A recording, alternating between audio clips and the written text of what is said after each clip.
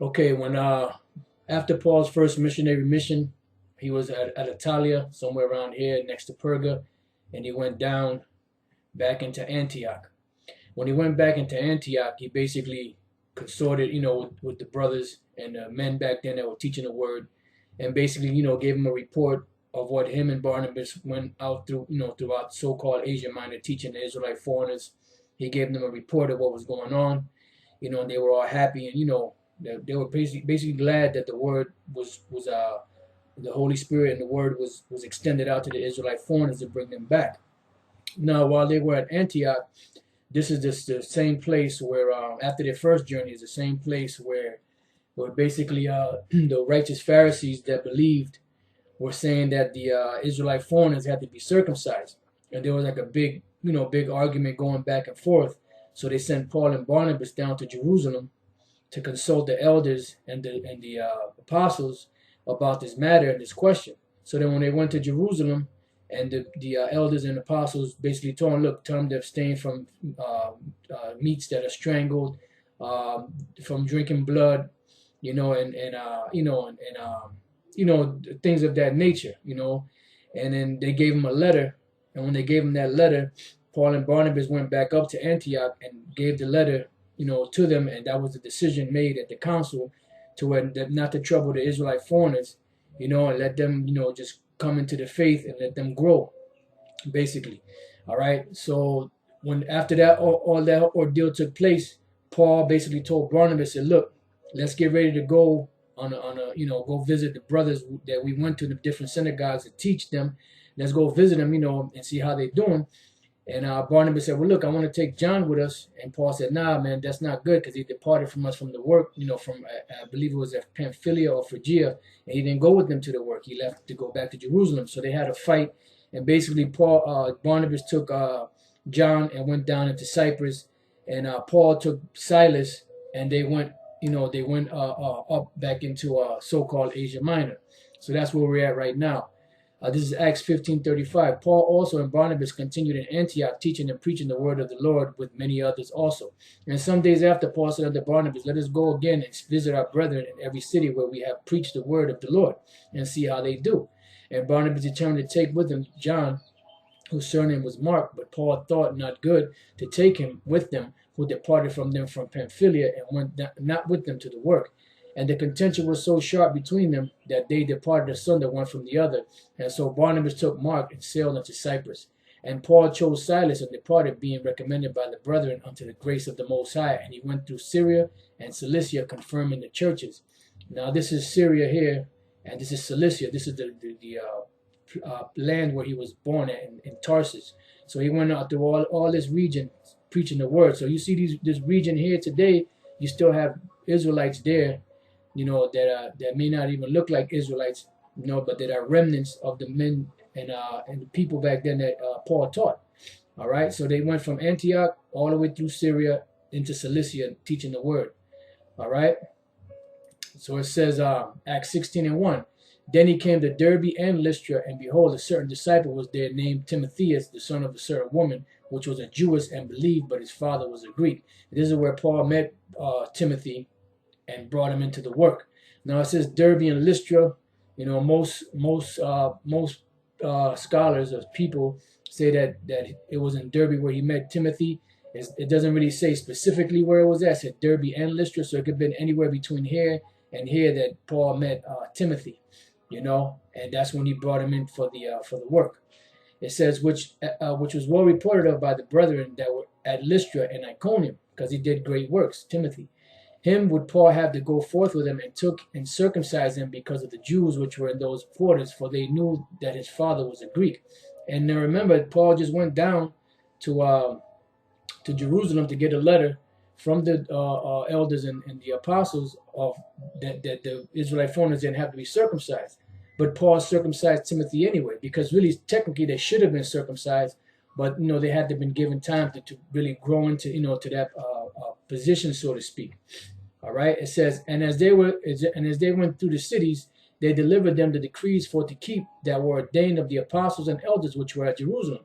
So basically, what they did was Paul and Silas went throughout the regions where they taught, And the main thing they taught, they was finding out, the welfare of the brothers, how they were doing, and they were giving them the letters that the apostles and the elders wrote, basically to comfort them and to show them, look, just keep doing what you're doing, and eventually, the Lord is going to build you up. All right. It says, and so were the churches established in the faith and increased in numbers daily. Now, when they had gone throughout Phrygia and the region of Galatia and were forbidden of the Holy Spirit to preach the word in Asia. All right. So they went through Phrygia and Galatia, right? And then this is Asia down here. They were going to go down and teach, but the Spirit said, no, don't go there. So the Spirit diverted them into a different direction, right? It says, and after they were come to Mysia, they essayed to go into Bithynia, but the Spirit suffered them not. So they were here in Mysia, and they were going to go up to Bithynia, but the Spirit said, nope, because they wanted to go everywhere where the brothers were at. But, the Spirit had a certain course for Paul and Silas. And they passing by Mysia came down to Troas. And then now they were here at Mysia, and they came down to Troas. Now here in Troas is where Paul had the vision of the man from Macedonia who asked in prayer for him to come and help them, in Macedonia. All right. It says, and a vision appeared to Paul in the night. There stood a man of Macedonia and prayed him, saying, come over into Macedonia and help us. And after he had seen the vision, immediately we endeavored to go into Macedonia, assuredly gathering that the Lord had called us to preach the gospel unto them. Therefore, loosened from Troas, we came with a straight course to Samothracia, and the next day to Neapolis, and from thence to Philippi, which is the chief city of that part of Macedonia, and a colony. And we were in that city abiding certain days. So they went from Troas to Samothracia, which is an island right off the coast. Then they went to Neapolis, which means new city. Then they went to Philippi. Now, while they were here in Philippi, this is where that woman that had the spirit of divination that brought her masters much gain was there. And she was following Paul and Silas around and saying, these are the great men of the Lord. They have the word of salvation. And she did that many days. And Paul basically, rebuked her and exorcised that demon off of her. And her masters, when they saw that they couldn't make no more money off her, they was pissed off, So they basically took Paul, brought him before the council, in the marketplace. And the rulers and the people were so upset that they rent their clothes and started beating Paul and Silas down. And then they put them into prison. So when they were here at Philippi, this is when they were put into the prison. All right. So now we're going to jump down. Like I said, you brothers, you could read the history. You could jump down to Acts 17:1.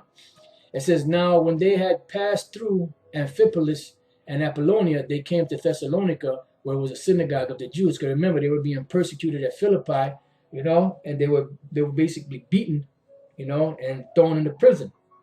And that's where, when the rulers found out that they were Romans, they wanted them just to leave. And Paul said, nah, man, I ain't having that. They got to come down here and apologize to us face to face. They want us to leave. They beat us uncondemned, being Romans. Now they got to come here and get us out of here themselves. And they did. So then when they left from there, they went through Amphipolis, Apollonia, and they came down to Thessalonica. So they came from Philippi to Amphipolis, down to Apollonia, into Thessalonica. All right.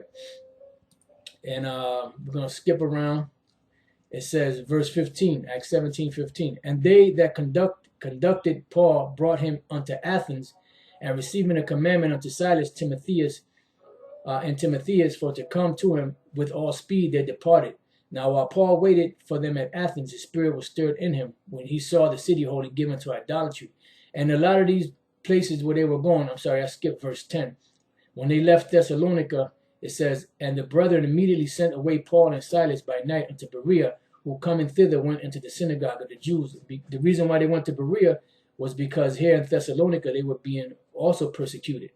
But they had, you had the letter to the Thessalonians, which you had brothers there, but they were being persecuted. So they were running from city to city. So they went down here to Berea. And then the wicked Jews that were up here in Thessalonica, they heard that they were down here, and they went down into Berea to go trouble them and trouble the work. What you have today, you should have the same thing going on today. You have these different renegade camps, so to speak, and all they do is just, try to turn around and turn back the word that the Lord has given to the men of GMS to teach. And it's nothing new happening back then that's not happening today. All right. So they went down. It says, and the brethren immediately sent away Paul and Silas by night into Berea, who coming thither went into the synagogue of the Jews. Verse 15. And they that conducted Paul brought him unto Athens. Why? Because when the wicked Jews from Thessalonica came down to Berea, they troubled them there and stirred the people up again into an uproar, because there were basically uproars breaking out. It says, and they conducted Paul, brought him into Athens, and receiving a commandment unto Silas and Timotheus for to come to him with all speed, they departed. Now while Paul waited for them at Athens, his spirit was stirred up in him when he saw the city wholly given to idolatry. So now they left from Berea, they took a ship and came down into Athens. And this is where Paul, cursed the people out of, about the unknown God. This is who I'm going to tell you who the unknown God is, because you guys are too superstitious.